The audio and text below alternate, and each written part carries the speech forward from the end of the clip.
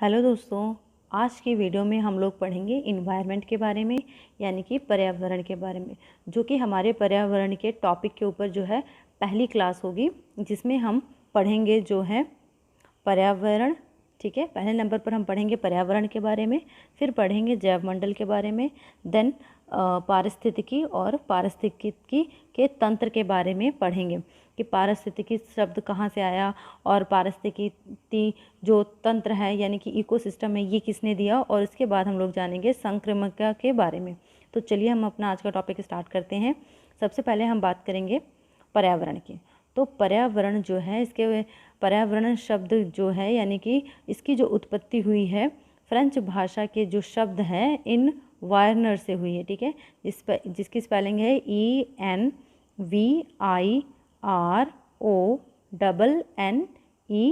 ठीक है, इस शब्द से जो है इसकी उत्पत्ति हुई है और इसी शब्द से जो है इन्वायरमेंट बना है। तो पर्यावरण का अगर हम शब्द विच्छेद करें या इसको तोड़ें तो इसका क्या अर्थ होता है, तो चलिए देखते हैं। जैसे परि धन आवरण। ठीक है, तो परि का क्या अर्थ हो गया, चारों तरफ से, और आवरण का हो गया घिरा हुआ। तो पर्यावरण का जो शाब्दिक अर्थ हुआ है कि चारों तरफ से घिरा हुआ, यानी कि पर्यावरण ने हम लोगों को जो है चारों तरफ से घेरा हुआ है। तो अब अगला क्वेश्चन बनता है कि पर्यावरण में कौन कौन सी चीज़ें शामिल हैं और कौन कौन से तत्व शामिल हैं। तो चलिए इनके बारे में जानते हैं। पर्यावरण को हम दो भागों में डिवाइड कर सकते हैं। ठीक है, एक तो है जैविक घटक और दूसरा क्या है, अजैविक घटक। जैविक घटक में आते हैं हमारे वनस्पति हो गया, जंतु हो गया और अपघटक हो गया। ये तीन चीज़ें जो हैं हमारे जैविक घटक में आती हैं। और उसके बाद अजैविक घटक में जो है वो आते हैं महाद्वीप और महासागर। ठीक है, ये हमारे अजैविक घटक होते हैं। अब यहाँ पर सबसे पहले तो चलिए हम वनस्पति के बारे में जानते हैं, जंतु के बारे में जानते हैं, लेकिन ये अपघटक क्या है, ये क्वेश्चन भी पूछा जा सकता है कि अपघटक क्या होते हैं। तो चलिए हम लोग जो है अपघटक के विषय में जानते हैं। अपघटक जो है जैविक घटक को अजैविक घटक में बदलने वाला जो है वो अपघटक कहलाता है। यानी कि इनको हम अगर हम अपने शब्दों में कहें, मान लीजिए कोई जंतु है, जीव है जिसकी मृत्यु हो चुकी है और उसे जो है मिट्टी में दफना दिया गया है, तो उसका पूरी तरह से खात्मा कैसे होगा। उसमें जैसे कि जीवाणु होंगे, कवक होंगे, ये सब जो चीज़ें हैं इनको हम जो है अपघटक में गिनेंगे। इन्हीं की वजह से जो चीज़ें हैं वो मिट्टी में मिल जाती हैं पूरी तरह से, उनका पूरी तरह से खात्मा हो जाता है। तो उनको जो है हम, जैसे कवक हो गया, जीवाणु हो गए और सूक्ष्म जीव हो गए, इनको हम लोग जो है अपघटक की श्रेणी में रखते हैं। तो आगे क्या कह रहा है, वनस्पति व जंतु को नष्ट करने वाला जो है अपघटक है। उसके बाद हमारा अगला जो पॉइंट है या अगला हेडिंग जो है वो कौन सा है, जैवमंडल। जैवमंडल क्या होता है, ठीक है, तो पृथ्वी का वह भाग जहाँ स्थल, जल व वायुमंडल तीनों रूप से सम्मिलित हों, क्या कहलाता है, वो जैवमंडल कहलाता है। जैवमंडल यानी बायोस्फीयर कहलाता है, जहाँ पर जो है जल भी हो, स्थल भी हो और वायुमंडल भी हो, तीनों चीज़ों जहाँ पर उपस्थित हों उसको जैवमंडल कहते हैं। इन तीनों की उपस्थिति जहाँ होगी वहीं पर जो है जीवन संभव हो पाएगा। और इनमें से अगर किसी एक तत्व की भी, यानी कि अगर मान लीजिए जल नहीं है या वायुमंडल नहीं है या स्थल, इनमें से अगर किसी एक चीज़ की भी अनुपस्थिति हुई तो वहाँ पर जीवन संभव ही नहीं हो पाएगा। ठीक है, तो इसलिए जीवन के लिए इन तीनों तत्वों का होना अनिवार्य है। चलिए इसको हम एक फिगर से समझते हैं। मान लीजिए ये हमारा जो है स्थलमंडल है और ये वायुमंडल है और ये जो है हमारा जलमंडल है। ठीक है, इन तीनों के मतलब कि जो स्थान है, जैसे कि ये हमारा स्थलमंडल हो गया, ये हमारा वायुमंडल हो गया और ये हमारा जो हो गया ये जलमंडल हो गया। तो इनके बीच की जो जगह है जहाँ पर ये तीनों जो है एक दूसरे को इंटरसेक्ट कर रहे हैं, वहाँ पर जो है जैवमंडल यानी कि बायोस्फीयर है। ठीक है, तो जैसा कि आप लोग डायग्राम में देख सकते हैं।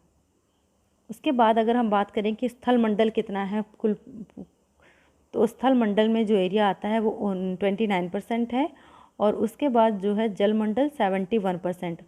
और इस 71% का सर्वाधिक अगर हम बात करेंगे, सर्वाधिक यानी कि 81% जो जल है दक्षिणी गोलार्ध पर पाया जाता है। तो दक्षिणी गोलार्ध आप लोग जानते ही होंगे, मान लीजिए ये हमारा ग्लोब है, ठीक है, ये विषुवत रेखा यानी कि 0 डिग्री रेखा हो गई। तो यहाँ पे जो है ये नॉर्थ पोल हो गया और ये हमारा साउथ पोल हो गया। तो क्या कह रहा है, इसका जो है 71% का सर्वाधिक यानी कि 81% जो जल है वो दक्षिणी गोलार्ध में है। यहाँ पर जो है 81% जो है जल है, ठीक है, जिसके कारण ही जो है दक्षिणी गोलार्ध को हम लोग जलीय गोलार्ध भी कहते हैं या कहा जाता है। उसके बाद जो है हम लोग आगे पढ़ेंगे इकोलॉजी यानी कि पारिस्थितिकी। तो चलिए स्टार्ट करते हैं। पारिस्थितिकी पृथ्वी पर रहने वाले जीव व वातावरण के मध्य परस्पर संबंध को जो है हम लोग इकोलॉजी कहते हैं। पारिस्थितिकी यानी कि पृथ्वी पर जो जीव रह रहे हैं, जीव जंतु रह रहे हैं और जो वातावरण के मध्य में जो संबंध स्थापित हो जाता है उसको हम लोग पारिस्थितिकी कहते हैं। तो अगर हम बात करेंगी पारिस्थितिकी शब्द किसने दिया है, तो अर्नेस्ट हैक्ल ने जो है, कौन, ये महत्वपूर्ण पॉइंट है, ये एग्ज़ाम में पूछा गया क्वेश्चन है और पूछा भी जा सकता है, तो ये इम्पॉर्टेंट है, इसको आप लोग जरूर नोट डाउन कर लीजिएगा कि अर्नेस्ट हैक्ल ने सर्वप्रथम 1869 ईस्वी में जो है इकोलॉजी शब्द दिया। इन्होंने जो है अर्नेस्ट हैक्ल ने सिर्फ पारिस्थितिकी शब्द दिया, ठीक है, यानी कि इकोलॉजी शब्द दिया है। उसके बाद अगर हम बात करेंगे इकोसिस्टम की, इकोसिस्टम यानी कि पारिस्थितिकी तंत्र, जो पारिस्थितिकी तंत्र है उसको जो है दिया है एजी टांसले ने, ठीक है। ये दो क्वेश्चन इंपॉर्टेंट हो जाते हैं। एक तो जो शब्द है यानी कि इकोलॉजी, सिर्फ इकोलॉजी जो शब्द है उसको अर्नेस्ट हैक्ल ने दिया है, और जहाँ पर बात हो जाए इकोसिस्टम शब्द किसने दिया है, तो वो दिया है एजी टांसले ने दिया है। ये दोनों ही क्वेश्चन जो है इम्पॉर्टेंट है और ये पूछे जा सकते हैं एग्ज़ाम में, तो इनको आप लोग ज़रूर नोट डाउन कर लीजिएगा। उसके बाद अगर हम बात करेंगे इकोसिस्टम क्या है, तो सन 1935 में जो है एजी टांसले ने बताया कि पारिस्थितिकी तंत्र वह तंत्र है जिसमें जैविक व अजैविक घटकों में अंतर संबंध होते हैं, ठीक है। पारिस्थितिकी तंत्र क्या है, जिसमें जैविक और अजैविक घटकों, यानी कि जैविक में हमारे आ जाते थे वनस्पति, जंतु, अपघटक, और अजैविक घटकों में जैसे महाद्वीप, महासागर, ये सब आ गए ना, तो इनमें जो क्या था अंतर संबंध होते हैं, उसको हम कहते हैं इकोसिस्टम। उसके बाद जो है हम लोग जानेंगे कि पारिस्थितिकी तंत्र में कौन कौन सी प्रजातियां आती हैं और उनके बारे में विस्तार से जानेंगे। तो चलिए अगर हम बात करते हैं पारिस्थितिकी तंत्र की प्रजातियों की, तो नंबर 1 पे आती है कीस्टोन प्रजाति, फिर दूसरे नंबर पर आती है हमारी फाउंडेशन प्रजाति, तीसरे नंबर पर आती है हमारी एम्ब्रेला प्रजाति, और चौथे नंबर पर आती है हमारी संकेतक प्रजाति। तो पारिस्थितिकी तंत्र की जो है 4 प्रजाति हैं। कौन कौन सी हैं, कीस्टोन प्रजाति, फाउंडेशन प्रजाति, एम्ब्रेला प्रजाति और संकेतक प्रजाति। तो ये 4 प्रजातियां हैं जिनके बारे में अब हम लोग जानेंगे।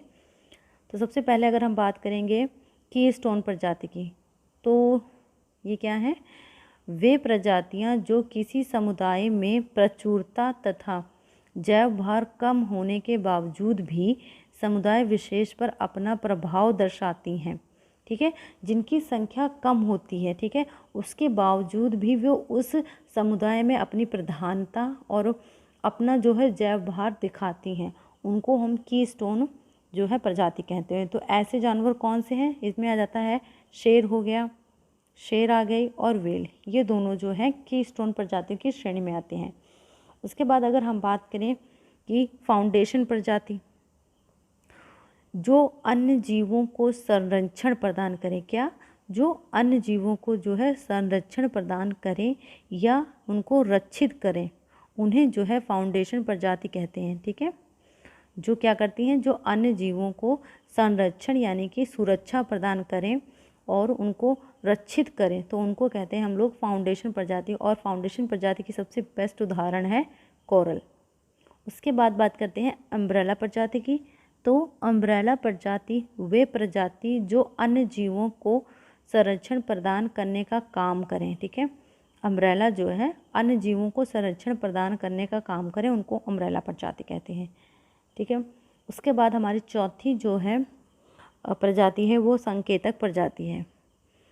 वे प्रजातियां जो पर्यावरण परिवर्तन के लिए अधिक संवेदनशील होती हैं। क्या होती हैं? पर्यावरण में अगर चेंजेस आ रहे हैं तो उनके प्रति जो है वो ज़्यादा संवेदनशील होती हैं। तो ऐसी जो प्रजातियां होती हैं उनको हम लोग संकेतक प्रजाति कहते हैं। ठीक है। और अगर हम बात करें संकेतक प्रजाति की सबसे बेस्ट एग्जाम्पल कौन सी है, तो उसकी सबसे बेस्ट एग्जाम्पल है मछलियाँ। मान लीजिए कि जहाँ पर जिस स्थान पर मछलियाँ रह रही हैं, जिस पानी में, अगर वह पानी दूषित है तो वो जो है मछलियाँ उसका संकेत पहले ही देने लगेंगी, या वातावरण में कोई परिवर्तन आने वाला है तो ऐसे जीव जंतु जो है उस परिवर्तन, उस खतरे के आने से पहले ही जो है संकेत देने लगते हैं। तो इनको हम जो है संकेतक प्रजातियां कहते हैं। उसके बाद हम लोग जानेंगे इकोटोन, यानी कि संक्रमिका क्या है। ठीक है। दो या दो से अधिक विविध समुदायों के मध्य संक्रमण का क्षेत्र जो है संक्रमिका या इकोटोन कहलाता है। क्वेश्चन पूछा जा सकता है कि इकोटोन क्या है। तो इकोटोन क्या है? दो से अधिक विविध समुदायों के मध्य जो है संक्रमण का जो क्षेत्र होता है उसको इकोटोन कहते हैं। तो चलिए इस पॉइंट को हम एक उदाहरण के जरिए समझते हैं। जैसे कि मान लीजिए वन क्षेत्र व घास क्षेत्र का वाला जो स्थल का मध्य क्षेत्र होता है। जैसे मान लीजिए वन क्षेत्र है और उसके बाद जो है घास स्थल है, तो उसके मध्य का जो क्षेत्र होगा वो संक्रमिका कहलाएगा। चलिए देखते हैं इसको एक फिगर से हम लोग। जैसे मान लीजिए ये हमारा वन क्षेत्र है और ये हमारा घास क्षेत्र है, तो इन दोनों को जहाँ पे एक दूसरे को काट रहे हैं, ये वाला जो पार्ट है ये क्या है? ये इकोटोन है।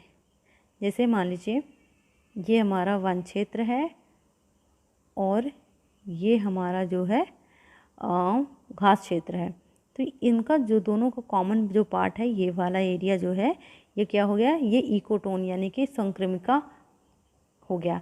और क्वेश्चन ये पूछा जा सकता है। चलिए हमारे आज के इस टॉपिक से जो है कई प्रकार के क्वेश्चन बनते हैं, तो उनको देख लेते हैं एक बार।